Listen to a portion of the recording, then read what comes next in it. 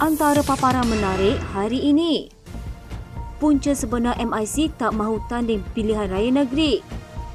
Hadi tolak pengaruh Tok Guru Ni Aziz. Perikatan Nasional yakin sokongan meningkat 300% di Negeri Sembilan. Skandal sektor baru, timbalan Presiden Parti Melayu tersebar.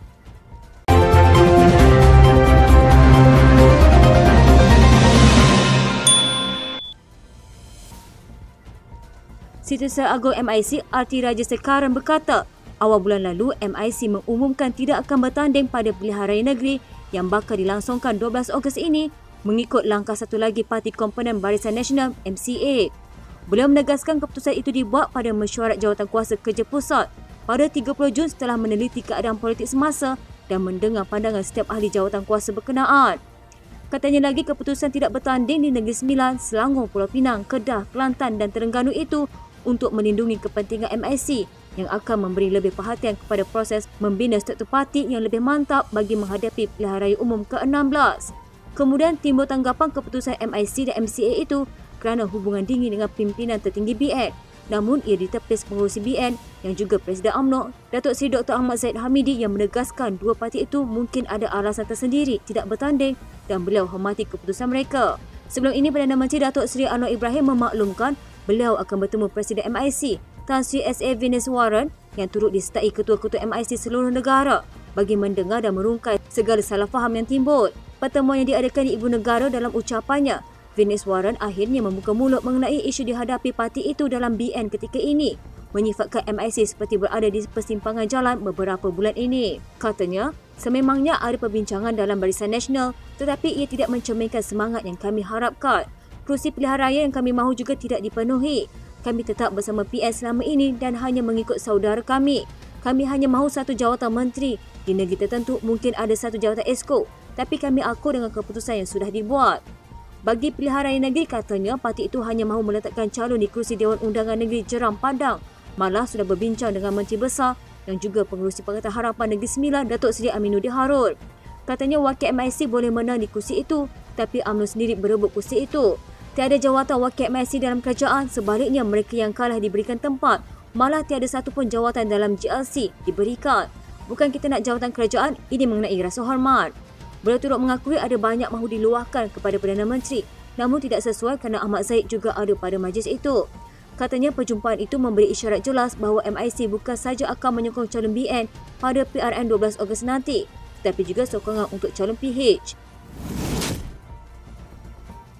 Setiausaha Agung DAP Anthony Loke berkata, modal undi UMNO dapat DAP dan sebaliknya yang digunakan parti lawan untuk meraih sokongan menjelang pilihan raya negeri adalah cubaan memesongkan pemikiran rakyat dan tidak matang. Katanya lagi ia cuba menunjukkan pimpinan pembangkang sudah ketandusan modal dan cuba memperbodohkan rakyat.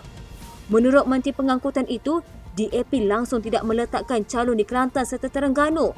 Sebaliknya yang bertanding semuanya calon Barisan Nasional, diwakili UMNO dan parti komponen lain dalam Pakatan Harapan. Katanya pimpinan PAS perlu berhujah secara matang, jangan nak perbodohkan rakyat. Mana boleh undi calon BN dapat wakil rakyat DAP. PAS sudah lama bertapak di Terengganu dan Kelantan. Mengapa takut sangat dengan DAP? Ibarat takut bayang-bayang sendiri. Ibarat bertepuk sebelah tangan, bermimpi di siang hari apabila berhujah kemenangan di 6 negeri mampu menukar kerajaan persekutuan. Hujah itu juga tindakan tidak bertanggungjawab dan cuba mengelirukan pengundi. Kerajaan perpaduan di peringkat persekutuan adalah kerajaan stabil dan sukar tumbang walaupun PN menguasai 6 negeri pada PRN nanti. Beliau berkata semua parti dalam PH menunjukkan keyakinan cukup tinggi mengekalkan kerajaan perpaduan. Begitu juga dengan gabungan Parti Sarawak dan gabungan Rakyat Sabah. Katanya GPS dan GRS, dua blok penting ini turut menunjukkan keyakinan dan bertekad melaksanakan tanggungjawab bagi memastikan kerajaan perpaduan berfungsi dengan baik sepanjang penggal ini. Keyakinan GPS dan GRS terbukti apabila Ketua Menteri Sabah, Datuk Seri Haji Jino dan Prima Sarawak, Tan Sri Johari Abang Openg turut hadir mengiringi calon PHBN pada Sabtu lalu. Mereka nyatakan sokongan tidak berbelah bagi walau apa juga keputusan pada PRN Sabtu depan. Katanya lagi kehadiran dua pimpinan tertinggi dari Borneo itu bersama Anwar mengiringi calon ke pusat penamaan, memberi isyarat bahawa kerajaan perpaduan adalah kerajaan kukuh dan sukar digugat. Pengurusi Barisan Nasional Datuk Seri Dr. Ahmad Zahid Hamidi berkata, BN akan memberi laluan kepada amanah untuk bertanding pada pilihan raya kecil bagi kerusi Parlimen Pulai dan Dewan Undangan Negeri Simpang Jeram Johor pada 9 September depan.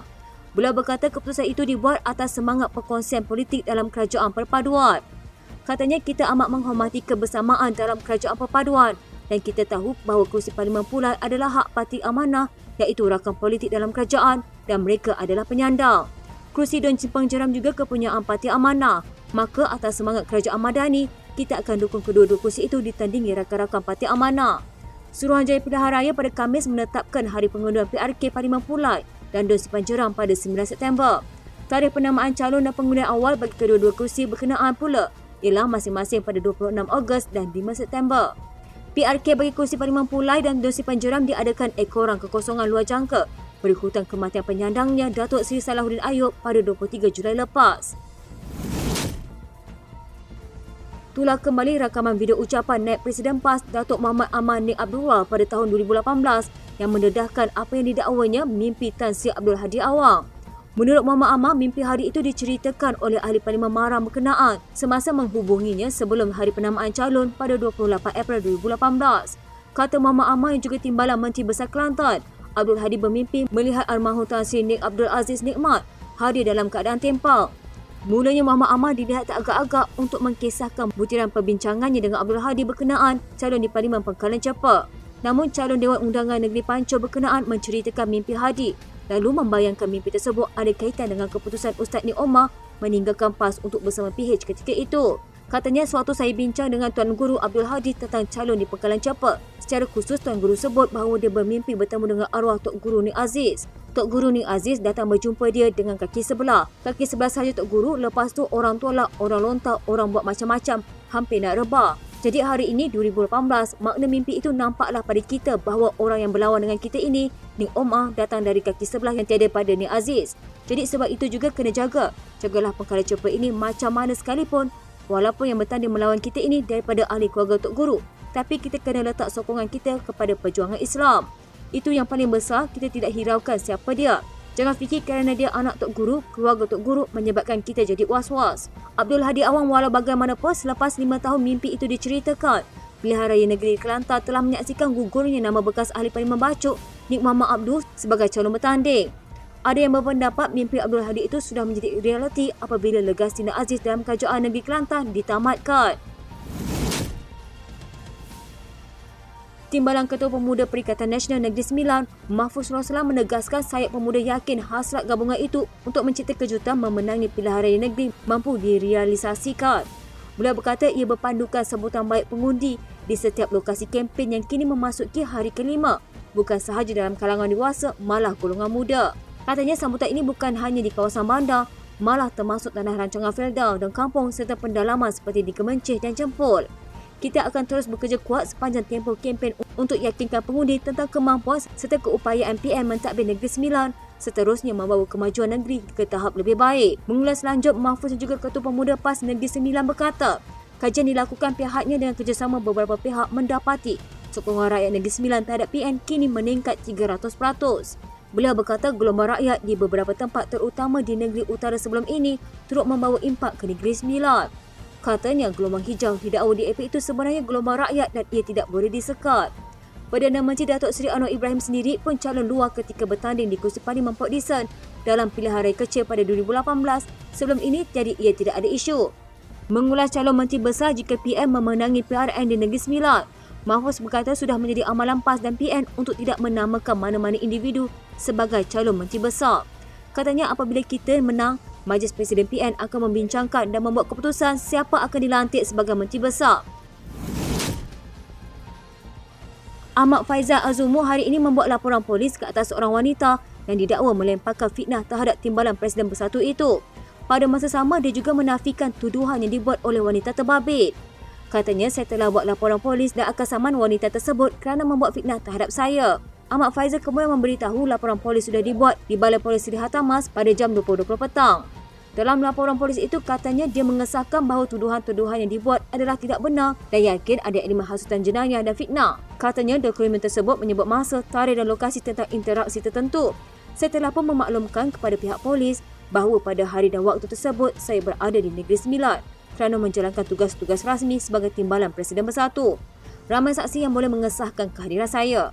Terdahulu, bekas ahli Parlimen Tambun berkenaan diminta mengulas mengenai salinan laporan polis terhadapnya dan tular di media sosial. Difahamkan laporan tersebut dibuat di Balai Polis Seri Hartamas, Kuala Lumpur pada 24 Julai lalu.